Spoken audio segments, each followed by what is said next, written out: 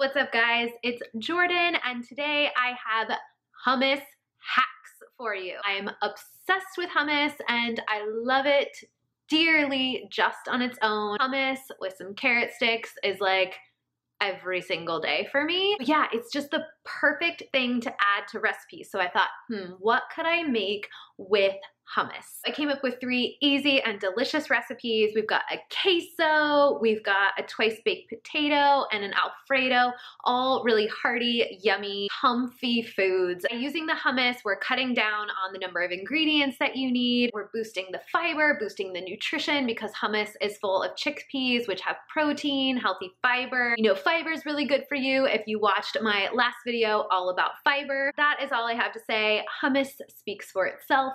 So we are going to get into the recipes.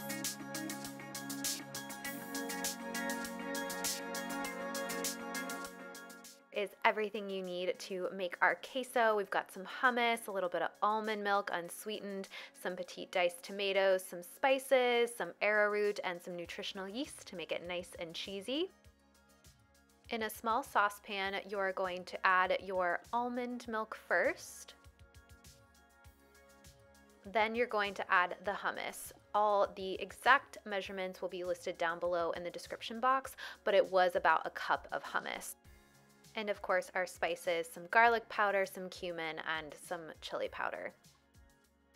I'm just gonna whisk that up so that the hummus thickens up the almond milk.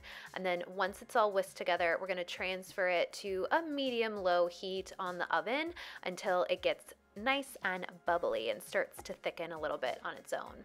So once you've done that, you're gonna go ahead and add the rest of the ingredients. So I've added my nutritional yeast and then the diced tomatoes and jalapeños.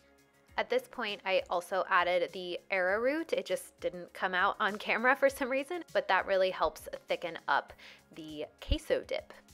So once it's been on the stove for a little bit longer, it gets this nice creamy consistency and it's perfectly dippable.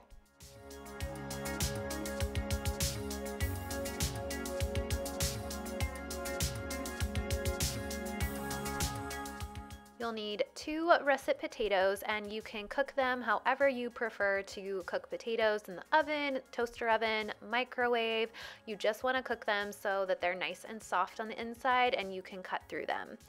Then while they're cooling, I chopped up an onion to make my caramelized onions. So all you need to do is just get 1 onion. Actually, I think for this I just used half an onion. So if you're making more potatoes, maybe use a full onion.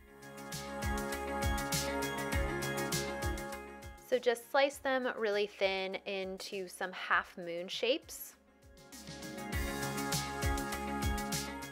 And then just break up the pieces, that way they'll all cook evenly into the pan. So over a high heat, I heated up a skillet with a little bit of avocado oil in it and added my onions. And then immediately after adding my onions, I turned the heat down to low, because with caramelized onions, you want them to cook low and slow. That way they slowly release their sugars and become nice and brown and caramelized and soft and so delicious. I just added a bit of salt and pepper just to season them. While those are cooking, you can prep your potatoes by removing the potato from the skin. Just scoop it out with a spoon. And to the potato mixture, we're going to be adding some dried thyme. I love thyme with potatoes. I added about a teaspoon. Then comes the hummus, and I chose a garlic hummus just because it will give so much flavor to the potatoes. I love potatoes and garlic, but feel free to use your favorite flavor of hummus. Then just added some salt and pepper to make sure everything was nice and seasoned. Then I added a little bit of unsweetened almond milk. I just kind of eyeballed it until I got the potatoes to a consistency that I wanted them to be. So some people like their potatoes less liquidy, some people like them more, so feel free to adjust. And then just mash it all up. My caramelized onions were nice and caramelized and ready to go and soft, so I just transferred them to my potato mixture, and this really gives such a good texture to the twice baked potatoes, and it just adds this pop of like savory sweetness. You've definitely got to try it if you've never had caramelized onions in your potatoes. Highly recommend it. So you're just going to mix all of that together, and then once it's thoroughly combined, you're going to scoop the potato mixture back into your potato shells. I baked mine in my toaster oven for about 15 to 20 minutes at 400 degrees. When they're done, they will be nice and toasty on the top. They'll have some little browned bits. The onion will get nice and crispy. I garnished them with a little bit of some chopped chives, and then that night we served them with a portobello mushroom and some green beans. This was like restaurant quality meals. I don't normally do this, but it was just, I don't know, I was feeling fancy, and it was so, so good. I think this was my favorite hummus hack or recipe out of all three.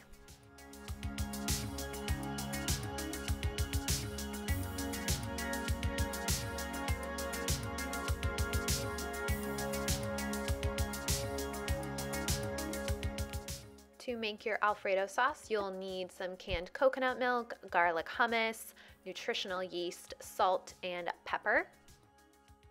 We're just going to combine these ingredients together and then blend them all up. So I got the rest of the garlic hummus out into the cup, and then I put about half a can of whole coconut milk into the cup, along with 3 tablespoons of nutritional yeast, which just gives it that nice cheesy flavor. Lots of black pepper. I love a white sauce with lots of black pepper. And then about 2 pinches of some natural sea salt.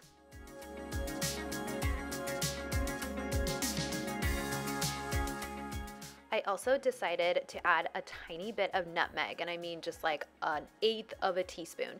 This is really traditional to add to a white sauce, and it just gives it this like extra flavor that you're like, what is that? And it just tastes really gourmet. If you have nutmeg laying around, definitely throw it in, but if you don't, no big deal. And then I just blended it up with my immersion blender. To a nonstick skillet, I decided to go for some broccoli in this pasta, so I added some frozen broccoli and just kind of let it defrost on the stove. And then my noodles were cooking on the other side, so once those were done, I just tossed those in with the broccoli, and then I left some of the pasta water in the pan, so that way when I poured on the sauce, the pasta water would kind of break up the sauce and it would stick to the noodles. And you just let it simmer back on the stove for probably about 3 or 4 minutes, just so all the sauce can incorporate and all the flavors can combine. Transferred it to a bowl, and it was so creamy and garlicky and delicious. Everything you want in an Alfredo. I really hope you guys enjoyed this video. Make sure you give it a thumbs up if you want to see more videos like it. I post all about plant-based lifestyle, going back to school to become a nurse practitioner, and lots of recipes and vlogs. So if you're into that, make sure you hit the little subscribe button and the bell to be notified when I upload. I hope you guys have a great rest of your week, and I'll see you next week for another video. Bye!